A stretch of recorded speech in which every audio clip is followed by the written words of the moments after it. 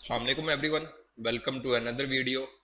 WordPress सीखने से पहले हमें wordpress.com और wordpress.org के बारे में पता होना चाहिए। इन दोनों में क्या डिफरेंस है, इनके क्या बेनिफिट्स हैं, कौन सा वर्डप्रेस किस चीज़ के लिए यूज़ करना चाहिए, ये पता होना चाहिए। इस वीडियो के अंदर मैं आपको दोनों के डिफरेंस के बारे में बताऊंगा और हमने आगे किस वर्डप्रेस के ऊपर काम करना है वो भी बताऊंगा। So let's start the video.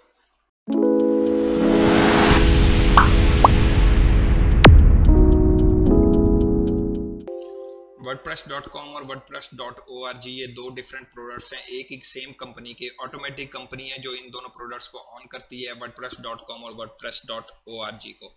अभी मैं आपको इनके मेन डिफरेंसेस बताऊंगा वर्डप्रेस.com के, वर्डप्रेस.org के, क्योंकि अक्सर मेरे पास क्लाइंट्स आते हैं, वो ऑर्डर भी लगा देते हैं और मुझे अपनी रिक्वायरमेंट्स भी बता देते हैं, लेकिन जब होस्टिंग की बारी आती है तो उन्हें कुछ आइडिया नहीं होता इस चीज़ का, या फिर उन्होंने होस्टिंग जो परचेज़ की होती है वर्डप्रेस.com के ऊपर परचेज़ की होती है।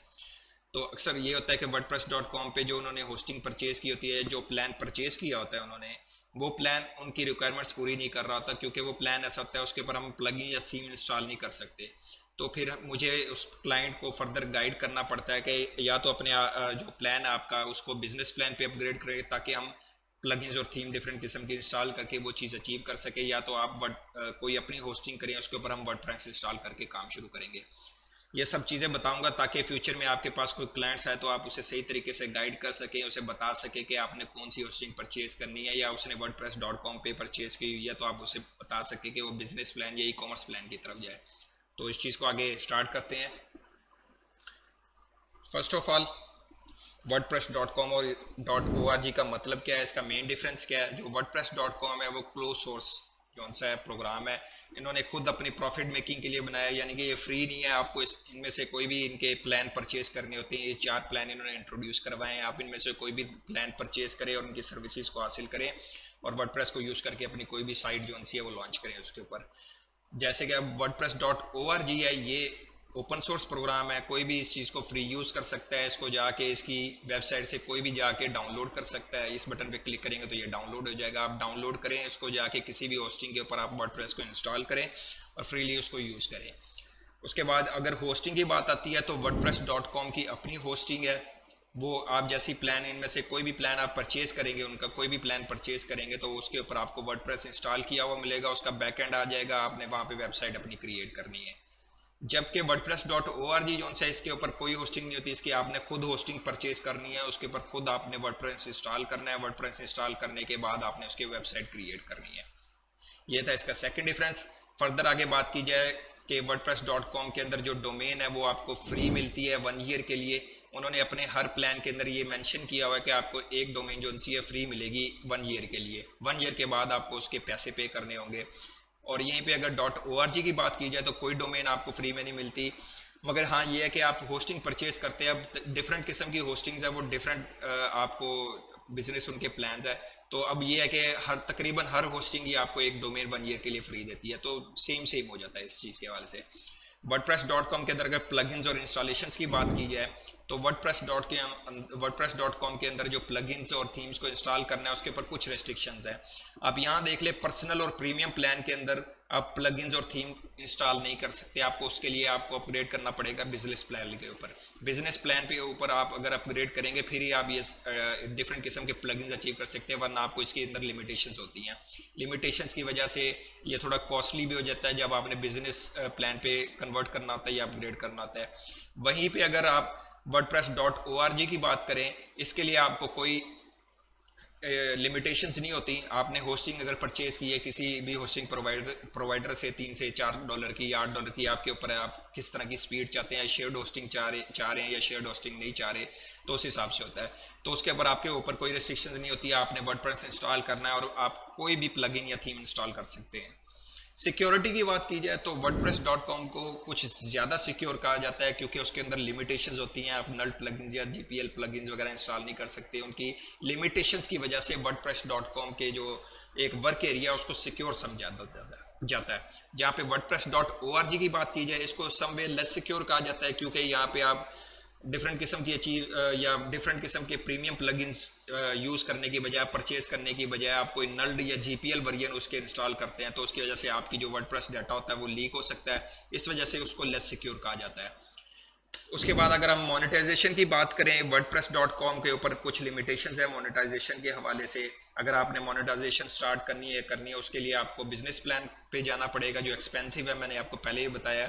उसके अलावा इसके अंदर भी बिजनेस प्लान के अंदर मोनेटाइजेशन आप कर सकते हैं, मगर उसके अंदर भी आपको कई जगह पे रिस्ट्रिक्शंस है, किस किस्म की आप कर सकते हैं, नहीं कर सकते, बहुत सारी लिमिटेशंस होती है मोनेटाइजेशन के हवाले से। जहाँ पे अगर आप wordpress.org की बात करें, इसमें कोई लिमिटेशन नहीं है। आपने भी कोई वेबसाइट अपनी होस्टिंग खरीदी है, उसके ऊपर वर्डप्रेस इंस्टॉल किया, आपने कोई भी ब्लॉग साइट या कुछ भी आपने वेबसाइट क्रिएट किया, उसके अंदर आप गूगल एडसेंस के जरिए अपने एड्स भी लगा सकते हैं, उसको मोनेटाइज करके आप उससे भी अर्निंग कर सकते हैं। इस चीज़ को हम फर्दर कंटिन्यू करते हैं। अगर सपोर्ट की बात की जाए तो wordpress.com हमें सपोर्ट प्रोवाइड करता है अपने ईमेल और लाइव चैट के थ्रू। आपको अगर कोई भी इशू फेस होता है, आप उनकी सपोर्ट पे जाएं। आपने अगर अपना अकाउंट खोला, उनकी सपोर्ट के ऊपर जाएंगे आप, या फोरम्स के ऊपर, या सपोर्ट या लाइव चैट के थ्रू आप उनसे कांटेक्ट कर सकते हैं और उन्हें आप अपना इशू बता सकते हैं, वो आपके इशू और प्रॉब्लम को रिजॉल्व करेंगे। वहीं पे अगर आप wordpress.org की बात करें तो कोई सपोर्ट नहीं है, क्योंकि ये ओपन सोर्स प्रोग्राम है, फ्री प्रोग्राम है, कोई सपोर्ट नहीं है इसके अंदर। आपने कोई भी इशू है, आपने जाके फोरम्स को उसको सर्च करना है, या आपने यूट्यूब पे या गूगल पे जाके उस इशू को सर्च करना है, और वो फोरम्स पे जो आप उसका सोल्यूशन मिलेगा, उसके थ्रू आपने अपनी प्रॉब्लम को रिजॉल्व करना है। सेटअप की बात की जाए, wordpress.com जो सा ईजी टू सेटअप है, क्योंकि यहाँ पे आप जैसे ही आप उनकी कोई भी प्लान परचेज करेंगे, उसके ऊपर आपको वर्डप्रेस इंस्टॉल किया हुआ मिलेगा, उसका बैकएंड आ जाएगा, आप अपना काम शुरू कर दें। और वहीं पे wordpress.org है, आपको खुद अपनी होस्टिंग परचेज करनी पड़ती है। थोड़ा बहुत कम्प्लेक्स होता है, आपको होस्टिंग परचेज करनी पड़ती है, डोमेन परचेज करनी पड़ती है, डोमेन होस्टिंग के साथ कनेक्ट करनी पड़ती है, फिर डोमेन होस्टिंग के ऊपर आपको वर्डप्रेस इंस्टॉल करना पड़ता है, फिर आप काम शुरू कर सकते हैं। थोड़ा कम्प्लेक्स है, लेकिन इतना मुश्किल नहीं है, कोई भी बंदा इसको सीख सकता है। बैकअप्स के बारे में बात की जाए तो wordpress.com आपको automated backup, one click backup देता है, कि वहाँ पे आपने सिर्फ एक क्लिक करना है, बटन दिया होता है, वहाँ पे आपने क्लिक करना है, आपका wordpress.com पे ऊपर जो वेबसाइट होगी उसका एक ऑटोमेटेड बैकअप बन जाएगा। जब भी आप क्लिक करेंगे उसका बैकअप बन जाएगा। wordpress.org पे आपको एक फर्दर एक नेक्स्ट स्टेप पे जाना पड़ता है, ये है कि आपने जाके एक उसके अंदर प्लगइन इंस्टॉल करना होता है बैकअप का, उसकी सेटिंग्स करनी होती हैं कि आप एक डे के अंदर कितनी दफ़ा बैकअप चाहते हैं अपनी वेबसाइट का। हर इंसान अपनी नीड के मुताबिक उस चीज़ को एडजस्ट करता है, बस एक उसका एक्स्ट्रा स्टेप होता है, वो करना पड़ता है, उसके अलावा सेम ही चीज़ है। wordpress.com और wordpress.org टर्म्स ऑफ सर्विस के बारे में बात की जाए तो टर्म्स ऑफ सर्विस wordpress.com की टर्म्स ऑफ सर्विस को अगर आप वायलेट करेंगे तो वो आपकी वेबसाइट को हटा देंगे। हमें इसलिए कुछ लिमिटेशन और रेस्ट्रिक्शंस होती हैं, उसके अंदर रह के काम करना होता है। wordpress.org के अंदर कोई टर्म्स ऑफ सर्विस नहीं है, क्योंकि फ्री प्रोग्राम है, ओपन सोर्स प्रोग्राम है, इनकी कोई टर्म्स ऑफ सर्विस नहीं होती, इसलिए लिमिटेशंस और रेस्ट्रिक्शंस इसके ऊपर ख़त्म हो जाती हैं। आपकी वेबसाइट को कोई भी नहीं हटा सकता। प्राइसिंग के बारे में कहा जाए तो wordpress.com मैंने आपको बताया है कि अगर आपने कोई भी वेबसाइट क्रिएट करनी है या कस्टम वेबसाइट चाहते हैं तो आपको बिजनेस या ई कॉमर्स प्लान की तरफ जाना पड़ता है, जो कि एक्सपेंसिव हो जाता है, $25 पर मंथ। अगर आप एनुअली पे करेंगे, तो अगर मंथली पे करेंगे तो वही आपको $33 होगा। वहीं अगर आप wordpress.org की बात करें, अगर आप इसके ऊपर होस्टिंग खरीदते हैं तो वही आपको $3 से $4 की होस्टिंग मिल जाती है। और डिपेंड करता है आप कौन सी होस्टिंग खरीद रहे हैं, शेयर्ड होस्टिंग खरीद रहे हैं या दूसरी होस्टिंग खरीद रहे हैं, तो उसके हिसाब की प्राइसिंग होती है, और ना $3 से $4 में आपको मिल जाती है। इस वजह से ये थोड़ी चीपर कंसीडर करते हैं इस चीज़ को, क्योंकि आपको $3 से $4 कुछ भी नहीं होते एक इंसान के लिए। हमारे पाकिस्तान के अंदर ये तकरीबन 700 से 800 रुपये बनते हैं। वो कोई भी 700-800 भी ज़्यादा कह दें, 500 से 600 रुपये बनते हैं। कोई इतना ज़्यादा प्राइसिंग नहीं है कि कोई उसको पे नहीं कर सकता। अगर हम उसके बाद प्लान की बात करें तो wordpress.com के ऊपर जो बेस्ट प्लान आपको बताऊं तो वो बिजनेस प्लान, अगर आप स्टार्ट करना चाहते हैं तो। उसके अलावा नीचे वाले प्लान है, वहाँ पे आपको इतनी कस्टमाइजेशन नहीं मिलती, आपको रिस्ट्रिक्शंस और लिमिटेशंस की वजह से आप वो चीज़ बना नहीं सकते जो चीज़ आप चाह रहे होते हैं। इसलिए मैं तो रेकमेंड करूँगा कि आप बिजनेस प्लान के ऊपर जाएँ। वहीं wordpress.org के अंदर जैसे बताया, आप होस्टिंग खरीदें, कोई भी होस्टिंग खरीदिए, कोई रिस्ट्रिक्शंस नहीं है, आप कोई भी प्लगइन इंस्टॉल करें, कोई भी उसके अंदर थीम इंस्टॉल करें और अपना काम शुरू कर दें। अगर वेबसाइट्स किस किस्म की वेबसाइट्स आप चाह रहे हैं wordpress.com पे बनाएंगे, wordpress.org पे आप wordpress.com पे भी डिफरेंट किस्म की websites, business, e commerce, online store, blog website बना सकते हैं। आप wordpress.org के ऊपर भी डिफरेंट किस्म की वेबसाइट्स बना सकते हैं। जहाँ पे इन दोनों के अंदर डिफरेंस आ जाता है वो प्राइसिंग का आ जाता है। wordpress.org वो थोड़ा चीपर है, ये थोड़ा एक्सपेंसिव हो जाता है। इसलिए अगर आप चाहते हैं, मैं कहता हूँ कि आपको, वैसे मैं अगर आइडिया दूँ तो अगर आप ब्लॉग वेबसाइट या दूसरी वेबसाइट चाहते हैं तो आप इसके ऊपर बना लें, जो प्रीमियम प्लान या पर्सनल प्लान ख़रीद के आप उसके ऊपर एक जल्दी जल्दी से कोई वेबसाइट बनाना चाहते हैं, वो रन करके आप उसके ऊपर अर्निंग शुरू करें। ब्लॉग वेबसाइट स्पेशली कह रहा हूँ।